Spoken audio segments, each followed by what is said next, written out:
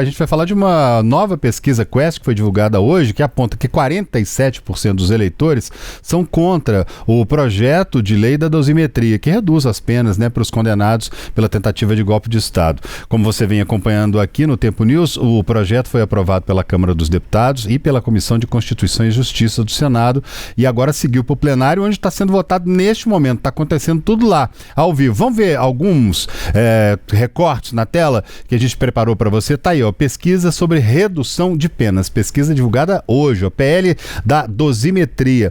Eleitores entrevistados contra, são contra a redução de pena, 47%, uma grande maioria, uma maioria bem significativa ali, eleitores a favor da redução da proposta.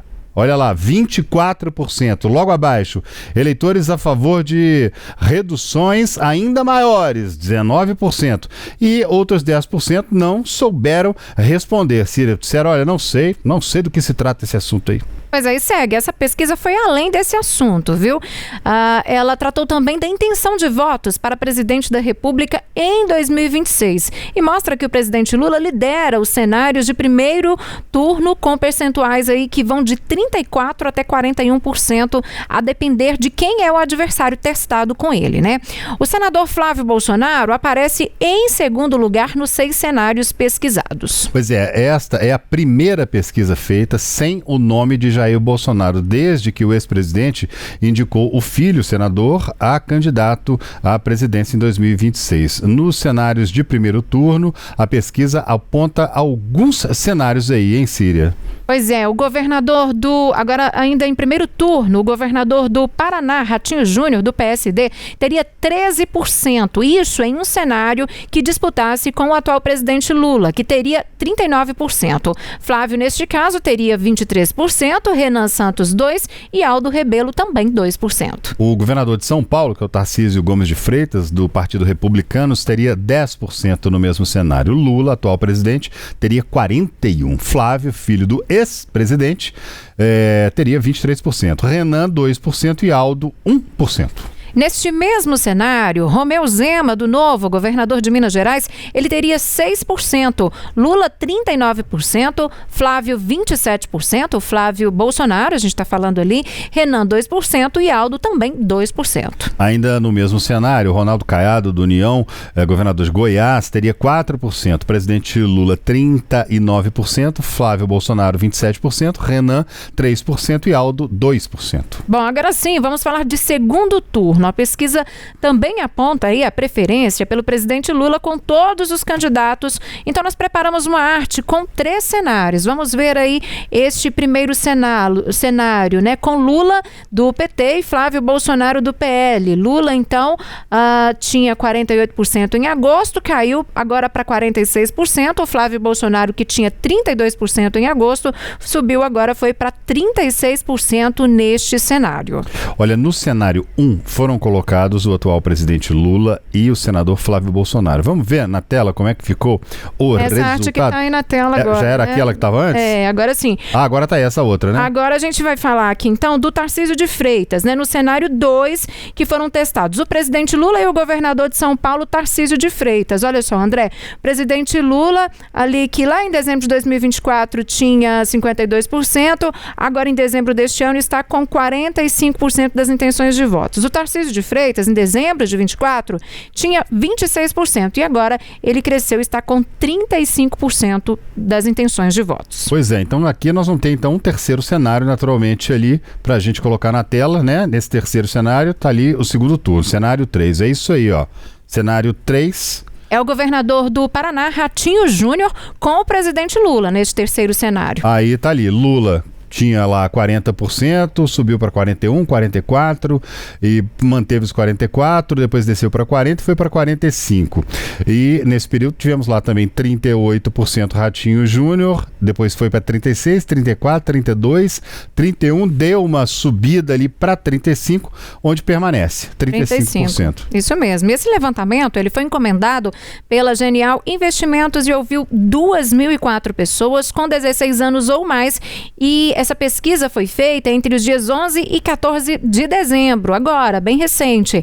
A margem de erro é de 2 pontos para mais ou para menos e o nível de confiança é de 95%. A pesquisa mostra também que Lula é desaprovado por 49% dos eleitores e aprovado por 48%. Os números, eles representam um empate técnico, mesmo cenário registrado no levantamento anterior de novembro, quando 50% desaprovavam e 47% aprovavam o governo Lula, Ciri. Pois é, André, para nos ajudar a analisar aí esses dados, né, esse levantamento que a gente trouxe agora para você, vamos voltar a conversar, né, com o advogado e mestre em ciência política, professor de teoria do Estado e Direito Constitucional também, advogado Lucas Zandona.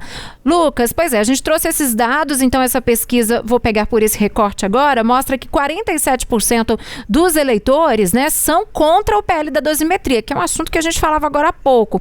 O que esse dado revela sobre a percepção da população em relação a esses atos de 8 de janeiro e também as punições aplicadas? Como que você faz essa análise?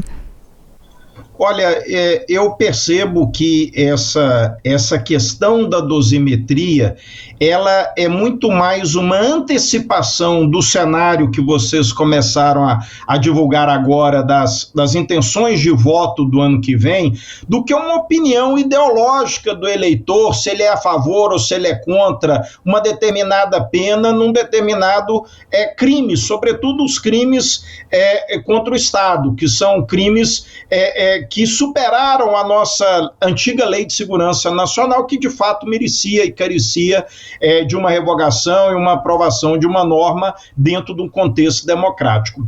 Agora, a gente precisa conciliar essa questão da dosimetria com esse perfil de eleição. Veja que os números da reprovação e a reprovação da dosimetria e a aprovação de intenção de voto no presidente Lula, eles são muito aproximados, isso não é coincidência.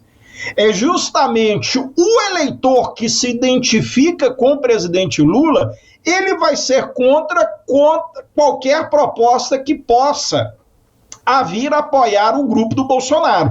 Essa dualidade, o eleitor, ele consegue fazer, e aí ele consegue emitir esse tipo de opinião. É claro que nós temos que perceber que a pesquisa é um retrato do momento, né? Isso pode mudar, a percepção do eleitor pode mudar, mas que nós temos um cenário aí que já vai se definindo, isso com certeza, esse cenário já vai se definindo de uma forma muito clara. A gente percebe a esquerda, ela vai fechada no Lula, a direita ela vai para o primeiro turno absolutamente fragmentada, com projetos mais ao centro ou mais à direita, e aí eu falo do Zema, eu falo do Ratinho Júnior, eu falo do Caiado, eu falo do Tarcísio, porque para mim essa pesquisa é um sinal amarelo para o governador de São Paulo. Eu acho que agora ele está no momento de inflexão de decidir se ele vai apostar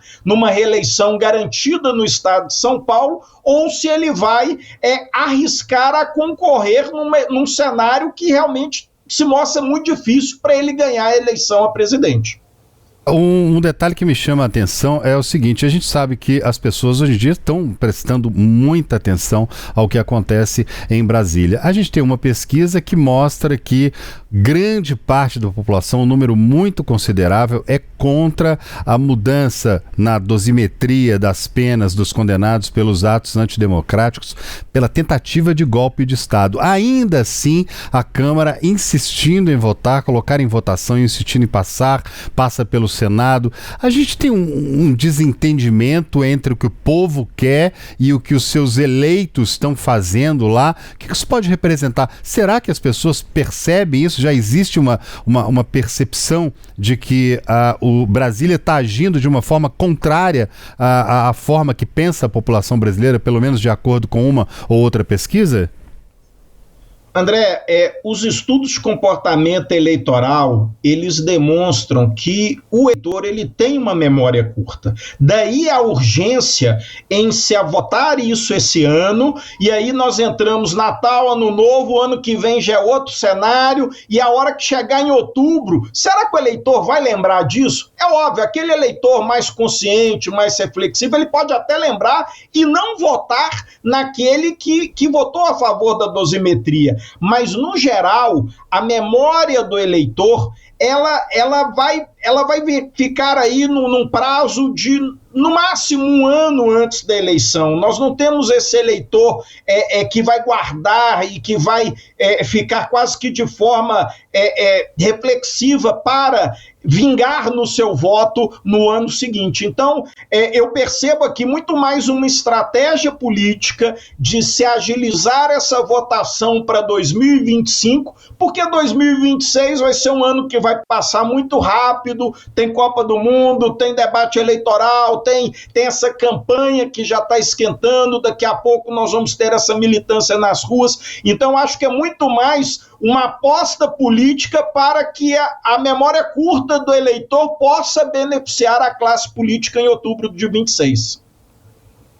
Boa noite, Ana Paula, aqui de Brasília. Eu queria uma avaliação do senhor a respeito desses números da rejeição, né? Porque a pesquisa foi vista aqui em Brasília, principalmente pelos líderes do Centrão, ali, enquanto o senador Flávio Bolsonaro comemorou esses números, o Centrão já viu que a rejeição dele é muito grande, então ele não teria como crescer muito durante a campanha. Eu queria que o senhor avaliasse se realmente esse número da rejeição dele inviabiliza um pouco essa campanha, se seria mais interessante pegar um candidato com uma rejeição menor, como o Ratinho Júnior, como algum outro candidato de direita. Como é que o senhor avalia isso? De fato, Ana Paula, a rejeição a um determinado candidato é o que a gente chama na ciência política, que é o teto que o candidato tem. Porque se você tem uma rejeição, você não vai passar daquela margem, daquele teto. Então, no caso do Flávio, e aí a gente tem que entender que é um próprio espólio do Bolsonaro que está sendo transferido para ele, até por ser da mesma família, essa rejeição pode inviabilizar. Agora, a gente precisa entender que o cenário, se você pegar a pesquisa do cenário de primeiro turno, é Lula contra vários candidatos do centro e da direita.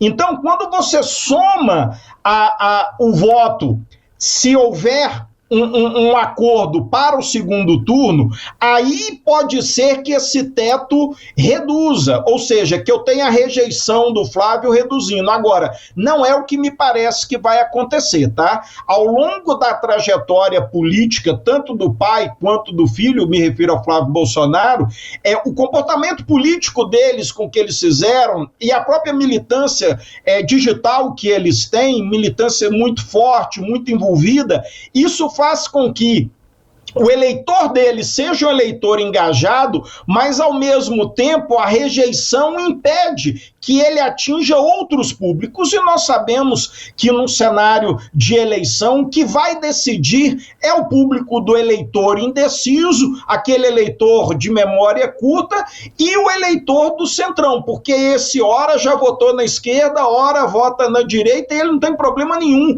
em migrar o seu voto da esquerda para a direita. E dentro desse cenário, eu acho que nós podemos até trazer aqui para o debate a influência que nós vamos ter dos países vizinhos, né? O Milei divulgou aí uma foto que divide a América do Sul em um lado desenvolvido e uma grande favela, né? Isso ele colocando os governos de direita e os governos de esquerda, e eu acho que essa foto, essa imagem é muito simbólica de como vai se dar o debate do cenário eleitoral do ano que vem, e que teremos mais uma vez, assim como foi no Chile agora, uma eleição extremamente polarizada, que assuntos que permeiam tanto a esquerda quanto a direita, que vão ser o fiel da balança, e aqui eu me refiro à questão da violência e à crise da segurança pública. Agora, Lucas, essa foi a primeira pesquisa feita sem o nome, né, do ex-presidente Jair Bolsonaro, e o filho dele, Flávio Bolsonaro, aparece em segundo lugar aí nessa disputa, né? Na sua avaliação, que reflexo que isso de forma pode ter no campo político conservador entre eleitores que apoiavam aí o ex-presidente Jair Bolsonaro? A primeira coisa é o Flávio, ele está começando agora a assumir e a reivindicar o próprio espólio político do Bolsonaro. Então, pode ser que na próxima pesquisa ele até tenha uma margem de simpatizantes, de pessoas que estavam indecisas e que agora optam por votar nele em razão do clã Bolsonaro, mas o que eu vejo é que ele vai ter um longo caminho para poder angariar alianças políticas, né? Então, realmente, assim, nomes como uma rejeição menor facilitaria muito mais esse aspecto de alianças que é preponderante para o segundo turno. O primeiro turno vai ser essa corrida desenfreada, como o cenário da Quest demonstra, né? Algo muito embolado, porque se você soma os demais candidatos que são da direita com Lula, o número dá muito aproximado, às vezes até bate na margem de erro, ou seja, continuaremos tendo uma eleição muito embolada. E aí nós temos dois aspectos. O primeiro aspecto é o debate político, ele fugir daquelas questões que são preponderantes no aspecto político. E aí eu me refiro à questão tributária, à questão fiscal, os grandes debates que emperram o crescimento econômico do Brasil, e passar muito mais por uma pauta religiosa, uma pauta dos costumes, quase que um referendo a favor ou contra o aborto, que são questões secundárias dentro desse grande debate eleitoral, mas isso pode influenciar a escolha do eleitor. É um cenário que ainda é muito incipiente, nós precisamos até estabelecer que os candidatos eles comecem a dizer se de fato vão concorrer ou não, porque ainda está no prazo, ainda tem muito balão de ensaio havendo, por isso que eu chamo a atenção para a situação do governador de São Paulo, porque eu acho que essa pesquisa, para ele, é fundamental. Eu acho que essa pesquisa coloca o governador de São Paulo aí nas cordas, no canto do ringue, para ele decidir se ele vai apostar se ele vai investir numa campanha eleitoral cujo cenário para presidente não lhe é favorável, e ele vai concorrer com um candidato que é muito forte no cenário nacional, o presidente que já tem uma carreira consolidada por muitos mandatos, ou ele garante a sua reeleição em São Paulo, que é algo praticamente sacramentado, e aí ele já tem um caminho aberto para pavimentar aí a sua campanha para a próxima eleição a presidente, quando o Lula já não vai poder candidatar a uma nova reeleição. Exatamente esse ponto que eu ia tocar, quer dizer, Tarcísio de Freitas, ele sempre se mostrou muito fiel ao capitão, né, muito fiel ao ex-presidente Jair Bolsonaro em todos os momentos, esteve ao lado de Jair Bolsonaro, quando foi cobrado por não falar isso em público, ele falou, ele subiu no trio elétrico, falou em diversos momentos, como a gente está vendo ali, ao lado do ex-presidente, e agora é hora, ou ele decide que em São Paulo, para ele, a estratégia já está formada, ele já tem um apoio em São Paulo muito significativo, sair dali para tentar uma candidatura à presidência já com o Flávio, disputar com o filho, eu exercitar minha futurologia aqui, mas eu acho pouco provável que Tarcísio Gomes de Freitas venha a se candidatar, considerando o fato de termos ali o Flávio Bolsonaro como candidato, o que pode mudar também, porque essa estratégia de uma hora para outra, o ex-presidente diz, não, Flávio, agora vamos passar a bola pro Tarcísio, porque vai ter mais condição. Nada impede disso acontecer, né? Mas nós precisamos entender que no primeiro turno, André, o candidato que vai tentar ganhar voto, ganhar a simpatia do eleitor, ele sempre vai usar da mesma estratégia, que é bater nos adversários no sentido de desmerecer o adversário, né? Não bater como o Datena fez no debate, de jeito nenhum, mas desmerecer. E, ao fazer isso, você cria uma antipatia por parte de futuros conchavos políticos para o segundo turno. A situação do Tarcísio com essa pesquisa, ela é muito emblemática, porque a aprovação dele em São Paulo é uma aprovação considerável, a rejeição dele em São Paulo é menor do que no cenário nacional, e isso praticamente pavimenta a reeleição dele, quiçá até no primeiro turno em São Paulo, para concorrer contra o Lula, sabendo que daqui a 4 anos, por força da Constituição, o Lula não vai poder ser candidato. E aí é o problema da esquerda, porque a esquerda não tem um plano B. A esquerda tem o nome da tradição, tem o nome que é histórico, que é o nome do Lula. Então, assim, o nome alternativo que nós tivemos, que foi a Dilma, foi uma tragédia absoluta em termos políticos. Então, assim,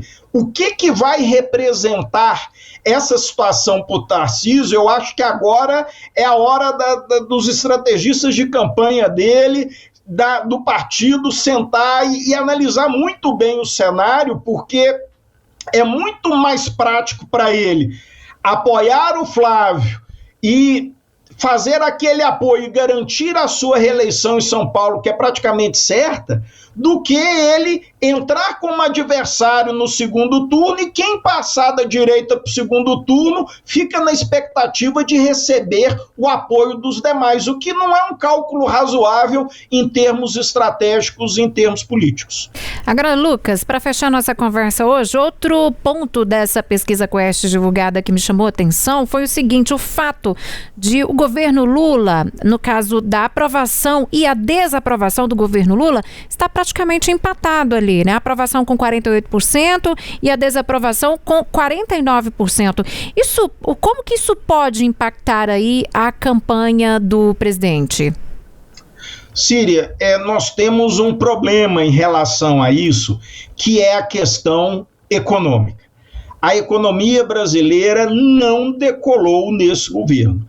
Não decolou por uma série de questões, mas eu acho que a principal delas é o gargalo fiscal que o governo está passando. A reforma tributária foi aprovada, isso foi mérito do governo, né? Mas nós temos uma crise enorme nas estatais, né? Uma crise, as estatais estão sendo sucateadas, nós temos essa situação fiscal que faz o governo bater cabeça, porque o Banco Central não vai diminuir os juros dentro desse cenário macroeconômico. Então, se essa situação da economia não se deslanchar em termos de crescimento, do cidadão começar a perceber que a economia dele, cidadão, está melhorando, eu acho muito difícil essa rejeição ao presidente diminuir. Porque você tem que entender que quando nós temos o presidente concorrendo à eleição e outros candidatos, no caso do presidente, o eleitor faz muito mais um julgamento de como foi o governo nos últimos 4 anos, ou no último ano, para ser mais exato,